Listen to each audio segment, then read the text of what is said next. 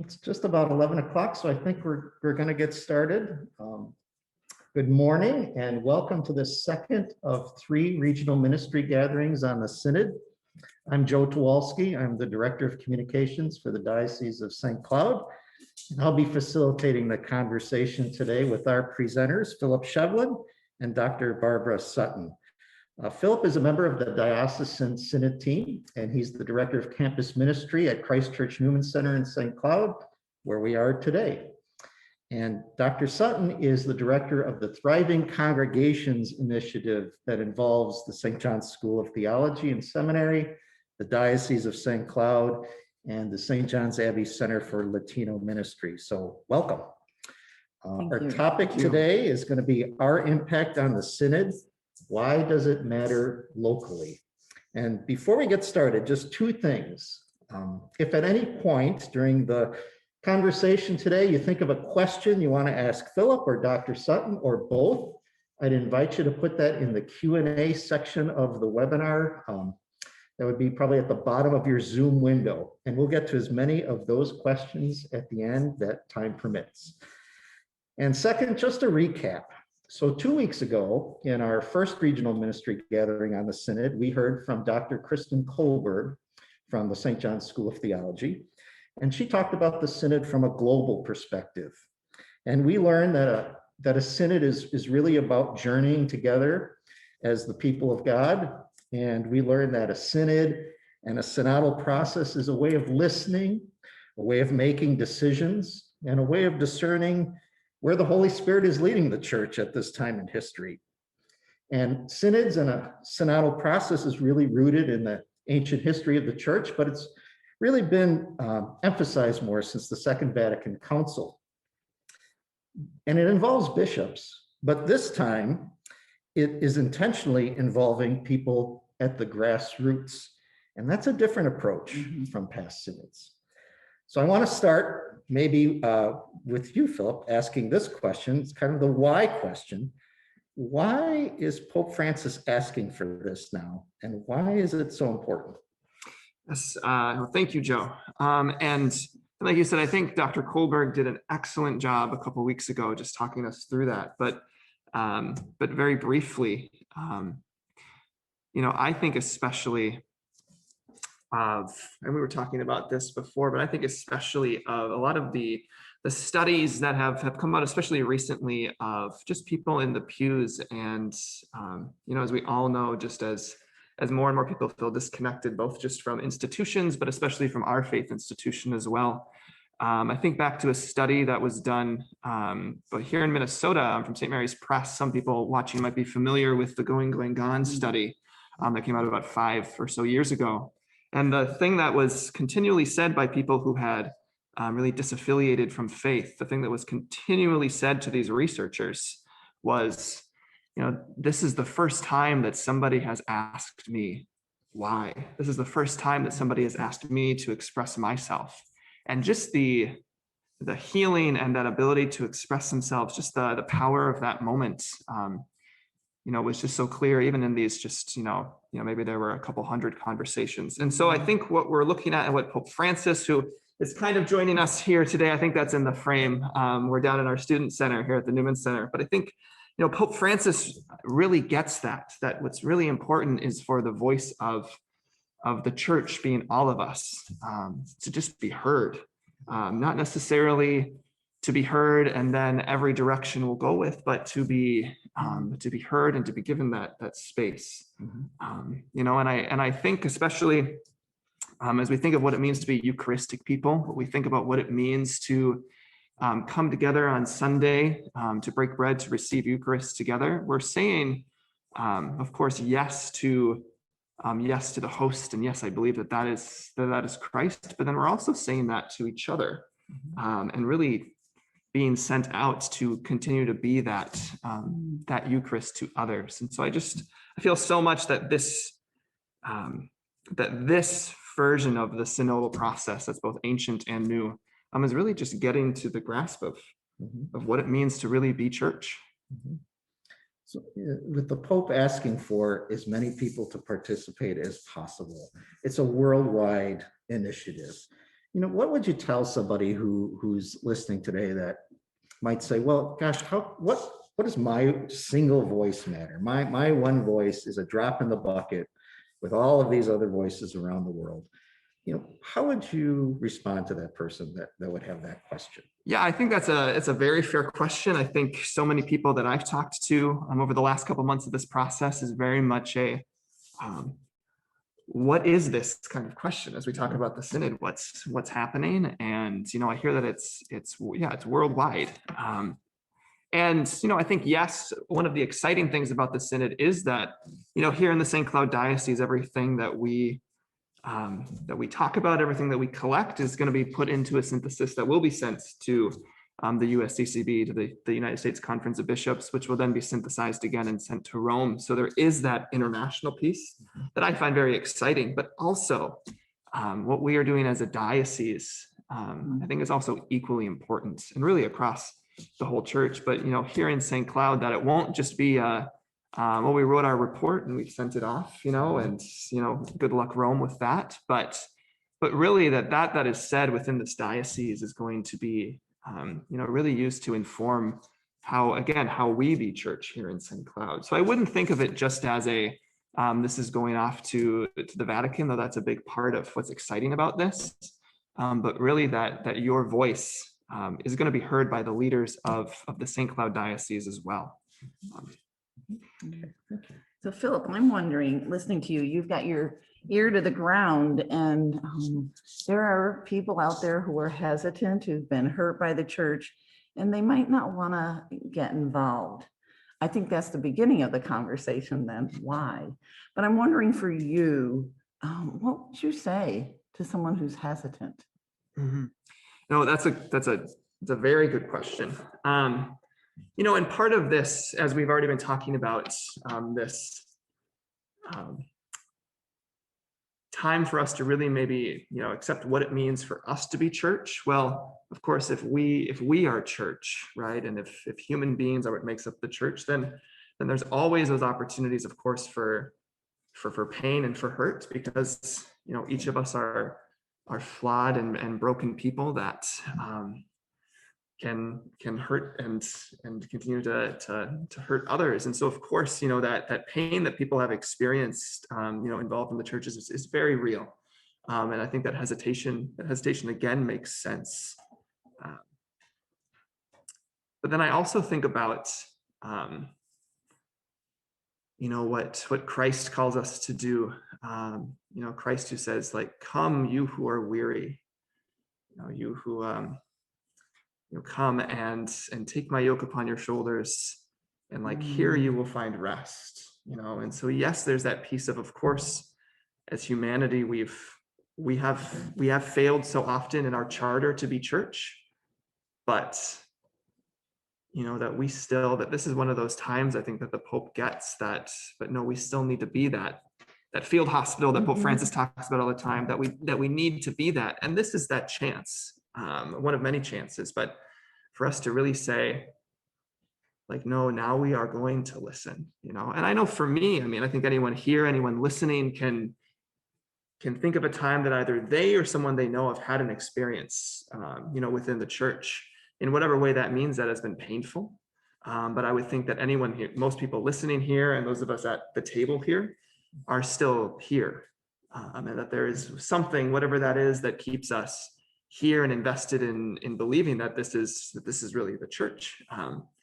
And so I would just encourage all of us to think about what are those things, that keep us coming, and how can we be those things for others that maybe haven't had that positive experience. We can do that, So that's important to extend that invitation to be open to that listening, but it's really important to do that listening with those folks too that are hurting, that have been hurt. Wouldn't you say for the church? I would say it's incredibly important from the church's perspective to recognize that there are people out there that see something like this and say, well, I'm not sure that I can participate. For the church to recognize that, and again, I think we can talk so much maybe in like abstractions of going out to the margins and listen. But I know that Dr. Sutton, that you've had experiences of doing different listening processes and doing things that look synodal like this in other dioceses or other places you've been. So maybe you can talk a little bit about like what that has looked like and what's been successful there in your experience. Thanks, Philip. So I did. I was in West Virginia before I came here to Collegeville, and worked with the Diocese of Wheeling Charleston, and that was 20 years ago. So I was there for the 9th Diocesan Synod, and it was an 18-month process, and it was called by Bishop Bernard Schmidt, who was the bishop at the time. And it was a lot of listening, and people, it was a little different in that people wrote some white papers, and Pope Francis says, this isn't about writing papers, it's about listening, but it got people into the vision of the church. So I think what Francis is trying to do is to help us learn how to listen to one another. But what happened in West Virginia was very exciting, and we reorganized the diocese from our listening. And so people, West Virginia was the whole state for the diocese. So that's 5 hours south and 5 hours east. So people never felt close to diocesan offices. So we decentralized, and we had 7 vicariates, and we put a pastoral service liaison and Catholic charities liaison in each vicariate so that they would have someone there with the competencies of pastoral leadership to help. We went through more training with our pastoral council, so they weren't rubber stampers, and they really did planning and kind of listened to the Spirit, read the community and what their needs were. We did 2 pastoral plans specifically for people with mental health and people with disabilities to really make that a state effort. And then different vicariates wrote their own plans. People were crying out for lay formation. So we started a 3-year formation program called Koinonia. And in 3 years, we put 350 people through that so that we could strengthen the grassroots and its capacity to serve the mission. So, synods have been around for a while, and it really, the thing I love about it is it helps people understand that the Holy Spirit resides in them also. That's why we're listening, because God reveals God's self in each of us. And sometimes people don't know that, and then it becomes a very sacred moment, I think, when we pause and listen to one another, and we become a human bridge for one another. And that's what I saw in West Virginia. It's a poor population, more poverty, and they felt heard. And I mean, it really animated the place. So it was exciting to be there then. I learned a lot about people and their ability to rise to the occasion and share. Let me ask you a little bit of a follow-up on that with your experience there in West Virginia. So part of the result was a change maybe in the framework of ministry and the way some ministry was done. From just talking to individuals as that process happened, what were some of the fruits of that on the very ground level, the very concrete, practical level that you heard maybe people talking about? Well, one of the things I think people really got involved in was scripture. So I remember one Sunday, a woman got up and she held up her Bible, and out fell all these prayer cards. And she said, this is how we used our Bible growing up. We put everyone's little card from when they died in it. But I've learned how to do Lectio Divina. And she opened it up and she started reading to it, and she invited people to a prayer group scripture study. She had 30 people. Now this is a parish that was about 150 people. So people began to trust one another. People were starving for this. Yeah, and the other part of it was there are people who were angry. West Virginia, because of its poverty in Appalachia, they were used to people of power coming in and, as they would say, raping the land, taking things from them and leaving them without the resources they need. Because, so it was, first it was building trust that you really want to listen. Yeah, and and to get the pastors involved too.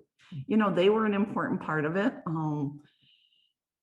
What happened was our councils really got stronger and they really began listening and they were excited. And so they would do this listening process every year beyond the synod. And they would call together what they would say, we're going to have an assembly. We're going to do the listening. They wouldn't call it a town hall because it wasn't a government thing. So an assembly is what we gather as on Sunday, right? And so we want to give people full, active, conscious participation. And so people would share. It's a discernment process. It's, let's listen. We can't do it all. We know it, but we have to see where the strength of the Spirit is leading us. And it's going to be different. That's what people knew, is in Martinsburg, West Virginia, they couldn't do what they did in Beckley, West Virginia. And so it was local. And so even for us in this diocese, we get to plan the plan and the process for this. We're not going to do it like Washington, D.C. Let me ask you a little bit about that, because even though it is a worldwide process, we're obviously doing some efforts, a lot of efforts here within the Diocese of St. Cloud. Can you talk maybe just a little bit about, as this listening happens, whether that is in a group situation or it's a one-on-one kind of thing, what kinds of things will be talked about? What kind of information will be gathered in a sense? Yeah, we have some questions that kind of we're going to use for the listening process. We're not married to them and have them nailed down. We'll be flexible, but we want to know, Pope Francis wants to know, what are your dreams? What are your visions? What are your hurts? What are the wounds that we want to bind up? So we want to hear that. We want to hear their interest in journeying. People will tell us, people who have experienced great things in the church, we want to hear those because we want to build on those, and we want to know about the hurts so that we can begin to think about them as a diocese to say, where do people need pastoral care that we haven't thought about? So, so we'll take that information and we'll record it right into a database, and later in the summer, we'll go through all of that and do some discernment with all of the listeners. We'll call them together and put that together. So we expect everything, and then it's part of how to pull it in. We want to, if we're listening to someone, we want to make sure we've heard it right too. Everyone should feel welcomed in this process. So this is an invitation to say your story is important. So it really becomes a process of helping deepen our understanding of what it means to be church. Maybe a question for both of you, can take a stab at this one. So yes, Philip, you mentioned gathering this information. It's going to be synthesized into a report that goes to the U.S. Bishops' Conference. It's going to go to Rome, and they're going to synthesize all these reports from around the world. But for what we gather here, the listening that's done here, the information that's gathered here, any sense of what, how we're going to use that in a sense, or just how this process and what we learn can benefit our parishes and our area Catholic communities and the diocese as a whole for planning for the near future and the far future? What would be some of those local benefits that make this a very meaningful process? Yeah, something that's been, I think, given me so much confidence being a part of our Synod team is how our conversations kind of center around, like, what are we going to do with this? And it's always come from everyone on the team. It has always come from the place of, we need to be just like so careful and so inviting that we let the direction and we let what's on people's hearts come before we kind of categorize the answers, right? And so that those answers can come, those hopes, those dreams that Barbara was just talking about can come from people, and not so feel that you need to check just, do you feel this way or do you feel this way? And so on one hand, as we kind of go through this first process of listening, I think we are being very intentional about not so forcing ourselves to have an answer of what will this look like at the end of the process.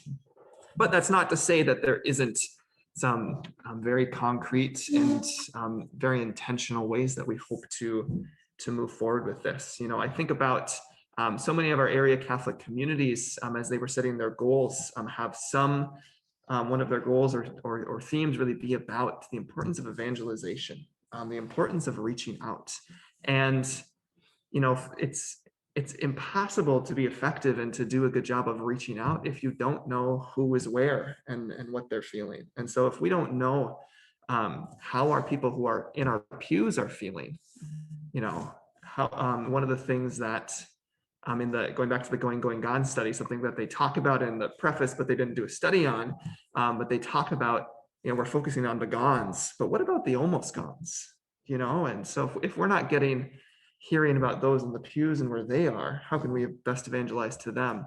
If we're not hearing about those on the margins and really, instead of saying, oh, they feel this way because of X, Y, or Z, but really hearing from them, this is why I feel this way. This is why I have this hesitancy. This is why I am on the margins. We'll never know, like, what do we need to do as church to best reach them. So I think it has just amazing and really exciting potential for how we as a diocese can structure just evangelization efforts going well into the future, especially with our ACCs. And I think what Barbara talked about before, with how this has been done in other places, just shows the power of what can be implemented once you really take that breath. I think, as Kristen talked about 2 weeks ago, before we say, oh, we need to fix this and we need to fix this, to go and just listen, just a step back. You know, one of the things that will happen is we'll be collecting what area Catholic community people are coming from. So that's just one of the identifiers, but in the end, we'll sort our data by area Catholic communities and be able to take this information and to give it back to the area Catholic community so they can see and hear what people are saying. And we're in a position in this diocese to also pair it with some good demographic information about the area Catholic community so they can begin to look outside of the walls of their church and see what the needs of the larger community are. So I think it's a ripe time to really begin to meet the needs of the people in a new way. I mean, our ACCs were formed to build, you know, to grow the mission in that area, and they have more resources now that they've come together, and they've been preparing for this. Yeah, and so even in June, Brenda Kresge and I are calling together ACC chairs to begin to talk about a process on how to use this information, how to listen, and how to begin to use it for planning. You know, the thing I think about listening is some people need courage. We all like to talk, but some people really need courage to be heard. And I think about my time in parish ministry, and after a meeting, walking out into the parking lot, people are talking, and we don't get the benefit from that because they don't have the courage to tell us. Or go to a pub on Friday night and people are gathered, right? Sometimes talking about the church, and how much more will benefit if people have the courage to say aloud those things they know to be true. So, and going off that, Barbara, I wonder if you can talk a little bit about how will the Synod process, like, concretely make efforts to engage those that, as you said, maybe don't have the courage, or maybe that the lines of communication maybe haven't been set up as well in the past to hear from. I think about maybe our Spanish speakers in the St. Cloud Diocese, or those that we would say are on the margins. I wonder if you can talk a little bit about how will we plan to engage them? That's a great question, and we're still struggling with that a little. And I think where we're landing is, okay, so first we want to listen to 12,000 people in this diocese, and we want people on the margins to be a part of this. So people in the parishes, people in organizations know who the marginalized are. So last time when we had Dr. Kohlberg on, someone wrote in about parish nursing. You know, will they get a hearing? And so we've talked to Bethany Tollefson, and she wants to create a group to listen to parish nurses. So she will come to training for a group process and she can run with it. And, you know, we have people in this diocese who go to the prison. You know, they are with people. They lead Bible studies and retreats. They can do listening. People can go to group homes. I think sometimes when we think about marginalized, we're thinking about those who were good Catholics and have left. And how are we going to get them back? This marginalized is very wide. You know, go to the homeless shelter, you know, take a walk in the park downtown and sit on one of those benches with someone and listen. So it's gonna, everyone has a story, right? And then how do we begin to learn the rituals of the marginalized that might not be what we do on Sunday? How do we learn from those rituals? And how do we learn, you know, some people aren't safe in a church. And that doesn't mean God is not present to them, but how do we help them create a community that's safe? And we have to go to them and say, we're part of the church. And, you know, so it's bigger. This is bigger than the institutional structure. And even, it's not the normal way we would think of the marginalized, but even those who may be registered in a parish, but really don't do much about, except come to mass maybe infrequently. This is an opportunity to reach out to them and hear from them as well. I think we have time maybe for one more question before we get into asking our viewers if they have any questions.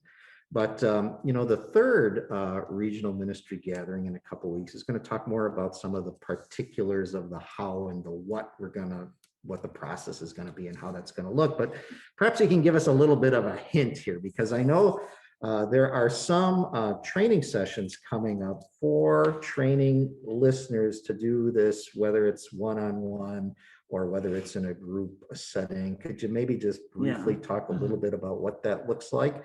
And then I can tell people where they can get information about that. So. Well, I would just say Philip and I have been working on the one-to-one listener protocol, and Saturday we're inviting, we have, I think, 30 plus this Saturday at St. John's. We have 30 plus students who are in campus ministry at Morris, at St. Cloud State, Tech, St. Ben's, and St. John. They're going to come together for training to learn how to be a one-on-one listener. And then these people that are coming are already peer ministers, most of them. So we want to prepare them to go back to their campuses to listen. And then we'll accompany them in that process. And then on the website that you'll tell, we have preparation for one-on-one listeners and group. They'll be virtual or face-to-face, whatever people are comfortable with. And some are bilingual, and even one or two just in Spanish, I want to say. Right. So Father Efrain at St. John's Abbey will do one in Spanish. And then Brenda Kresge has bilingual people coming to the group training that can do translation. And then because they're bilingual, they'll be able to go out with the Spanish communities. And Ms. Julie will help with that. So Julie in our multicultural ministries office for the diocese. Anything to add to that? Yeah, I think without, of course, going into a lot of what Tony will speak on at the next gathering, but you know, as we vision of how is this going to look, and how can I get involved concretely? Of course, the one-on-one piece is maybe where we have the most emotional attachment to, as we've been so involved in. But I think the one-on-one pieces will be a great way for, you know, if I'm sitting here and I'm thinking, oh gosh, I know that my relative, you know, my sibling or my neighbor has a story that needs to be heard by the church. You know, that's one of these ways. And so those dates that will come out about trainings, I just would really encourage everyone listening to consider, you know, am I called to listen to someone? But then also, while there will be these kind of structured, hopefully within each of the ACCs, kind of opportunities for groups to gather. If you have a group, that whether it's fixed in your parish or just another community group, those training sessions, or even reaching out to all the contact info that Joe's going to give in about a minute or whenever he does, that your group can enter this process, because using the technology that we have access to now, it'll be very easy for really any conversation almost to be considered a consultation. And so the systems that have been being created by the team are going to be very user friendly to kind of fill in and get put into this process. So the goal is to make every on-ramp as accessible as possible. Right. Just a reminder, if you have any questions you'd like to ask either Barbara or Philip or both, put those in the Q&A section. I can tell you that if you're interested in learning more about those listener training sessions, whether you would like to be a one-on-one listener or a facilitator for a group, or if as these group, what they're calling consultations or listening opportunities are scheduled, you can find information about both of those things on the Diocese Special Synod page. And an easy way to find that is just to go to the diocese's webpage, stcdio.org. If you scroll about halfway down that page, you'll see a box that says Synod. Click on that. There'll be information there about our gathering, regional ministry gatherings, about the listening, training opportunities, about some of those consultations as they get scheduled for larger groups. So I think maybe we've got some time for questions. We can go to those here. I'll see if we've got any coming in here yet. Let's see. Okay, here's a question. The question is, what if people are afraid to say what they really think or feel in this process, in fear of losing their place in the community? I can take the beginning of that. So I talked a little bit just a second ago about the technology, the way that we'll be gathering the information. And I know Dr. Sutton talked about some of the kind of the demographic pieces, but the team is being very cautious about what data is being collected. And since all of this is really being done through anonymous survey, even a conversation that I have is going to be put into an anonymous survey following the conversation, that a lot of care is being put into getting as much information as possible that will just simply be helpful for synthesizing, without anything that would really be able to say that, well, Philip said this kind of piece. And that's part of why we're really looking at just the multiple on-ramps. And so if I say, yes, I want to be a part of this conversation within my group, that will be a process. If I say I want to be a part of this conversation just in a one-on-one with someone that I feel comfortable with, that's an option. But also if I say, well, I really want to let my voice be heard, but I'm not sure that I want to talk to anybody about it, there will also be an opportunity. I believe this already is up and running right now on the diocesan website, just an opportunity to go through a self-guided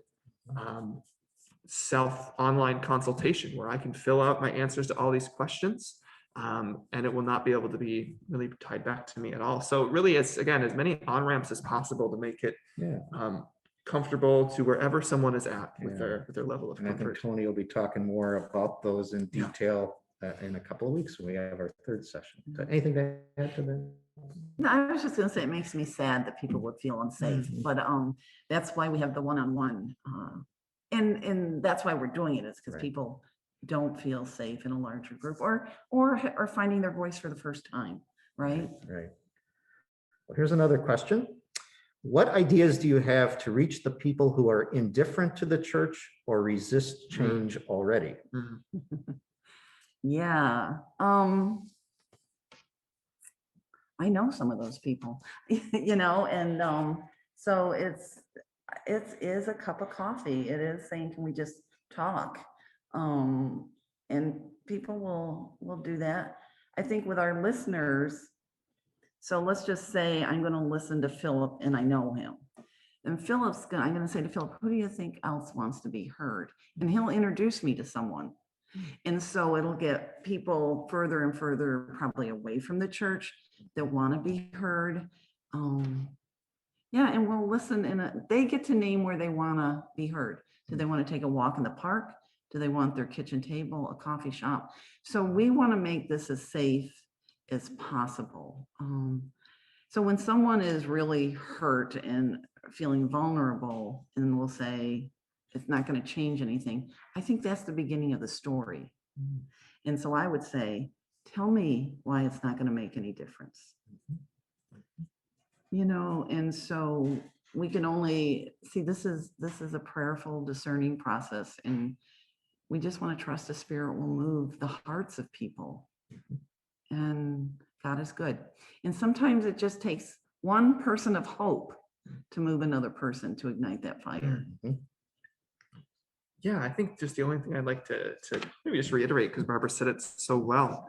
But I think about, you know, if we all just take a second, you know, we can think of, I'm sure, you know, people that are close to us that would be that indifferent to the church, those that maybe, just don't care, or maybe more just actively frustrated, or however that feeling is. I think we can all think of someone.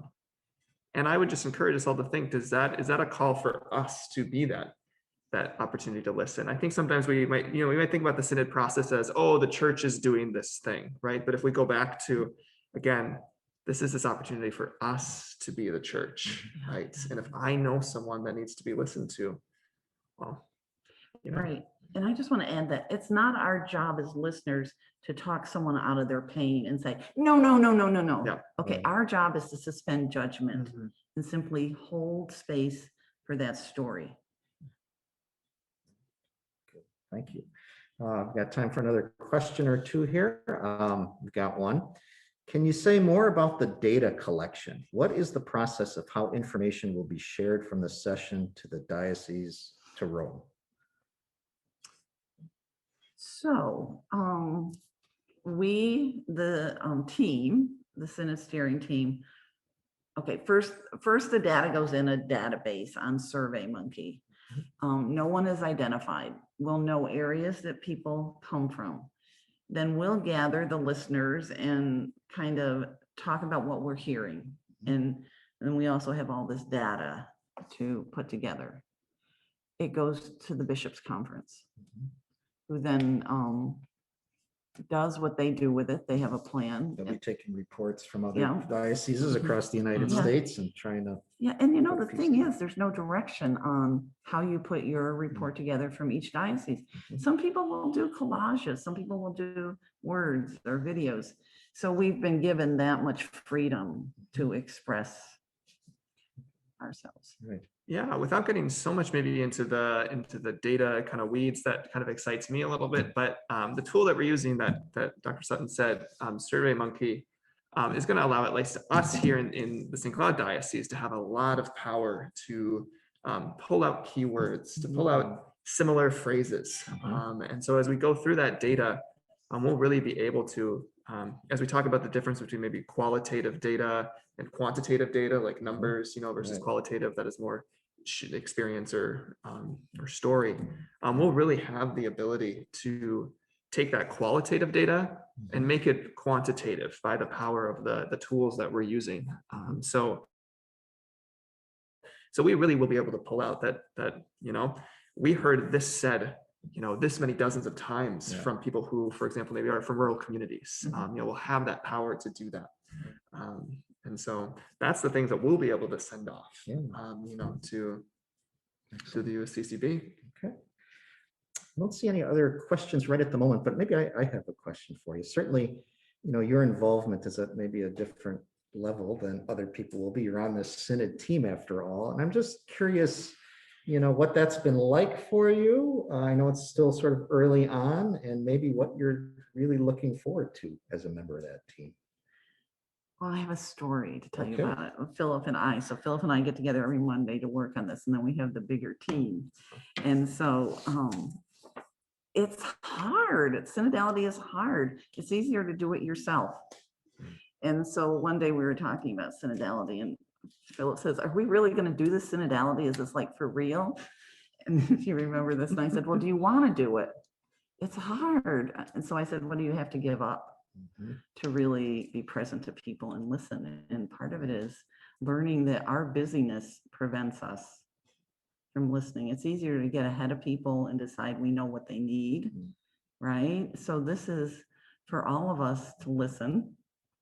It's not easy, and to really hear people. But for me, it's just like, even saying to the team, we have to move together, how do we make decisions? And so we have to practice. That's what I love about it.